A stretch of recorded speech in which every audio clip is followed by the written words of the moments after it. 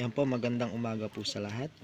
Yan po, kumusta po ang lahat? Ay sana po ay nasa mabuting kalagayan po tayo. Ayan, meron po akong isi-share po sa inyo. At meron po akong tatalakayin po na 5 peso na mga BSP series po.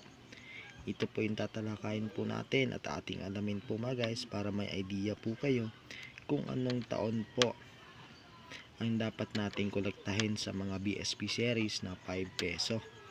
Dahil po yung iba po ay hindi pa po nila alam dahil marami pa rin nagtatanong kung ano pong taon na dapat kolektahin. Yan po.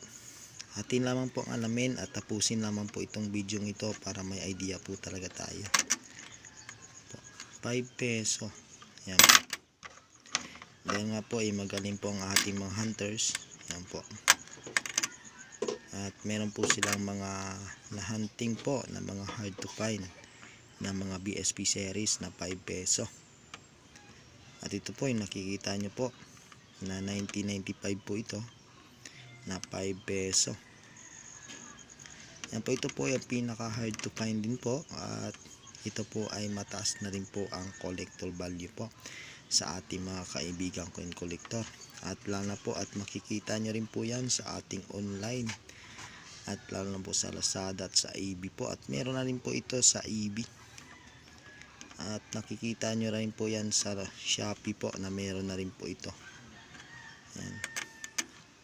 At nagkadepende rin po kasi sa sealing po kung yun po ay good condition po ang inyong barya ay pwede nyo po ilapag po at mag-join lamang po kayo at lalo na po sa FB page ng mga ating mga kaibigang coin collector at mag-join lamang po kayo doon at pakilapag lamang po ng inyong barya na gusto nyo pong makita ng ating mga kaibigang coin collector.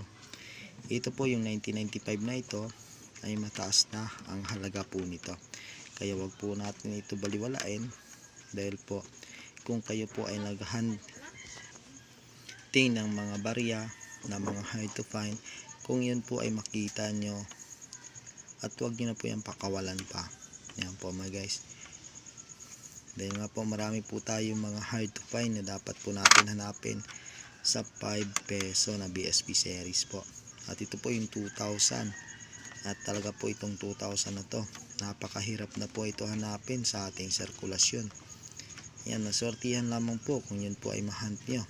Kapag masipag lamang po kayo na mag-hunt ng mga barya ay talaga pong makikita nyo rin po ito. Ngunit po ay bihira lamang po ito, sortihan lamang po kung yun po ay maisukli po sa inyo. Dahil po itong bariyang ito ay talaga pong hard to find na po ito. Yan, mataas na rin po ang collector value po nito. At ito rin po 2001. Yan po 2001 na error coins at makikita nyo po yan sa ating barya kung gaano po siya ka-rare. Ayan po 2000 at tingnan nyo po mga guys yung mga ibang 2000 at hindi po yan kagaya po nito na nakikita nyo. Yan.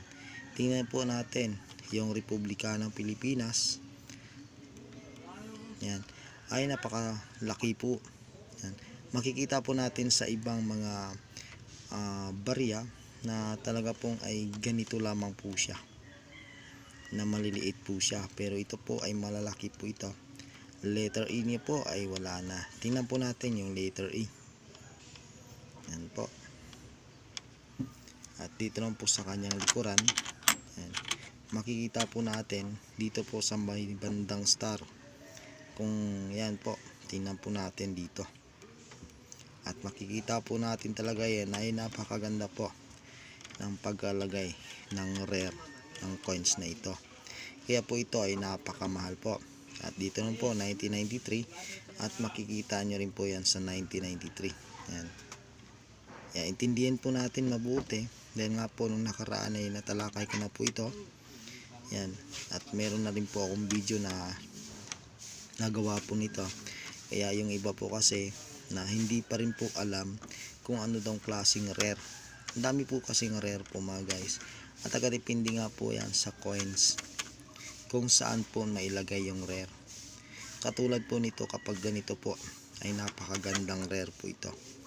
At dito po mga guys yan, tingnan po natin Ayan po dito wala na siya po. Ayan, wala na siya dito.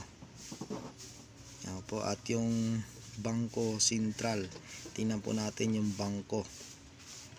Ayan po, kaya intindihin po natin mabuti. Ayan po. Baka sakali po kasi hawak nyo natin, hindi nyo lang po kasi iniintindi, sayang din po kasi ito, kasi libo-libo na ang halaga po nito.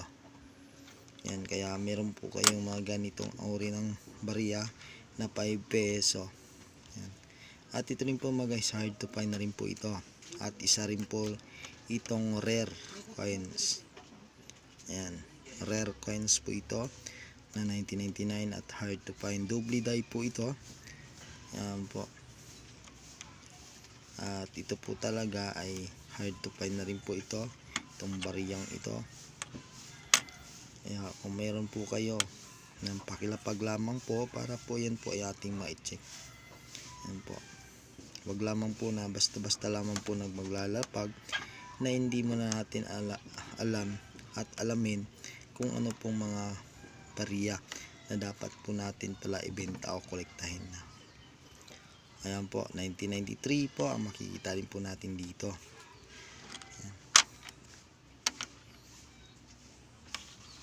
1999. Ayan. At dito naman po tayo sa 2009. Hard to find na rin po ito mga guys, dahil nga po ito ay mahirap na rin po ito hanapin sa ating sirkulasyon. Pero madalas pa po natin makikita in 2009 ay yung kanyang tagwheel. Kapag meron po kayong 2009 at pumunta lamang po kayo sa reverse, yan, dito po tayo talaga po ay kumuha po ng basi. Yan, kapag makita nyo po yung ganitong uri, yan, sa kagwheel nya po mataas po ang ngipin at medyo po mapayat. Ayan po, halos po ay nandito na po.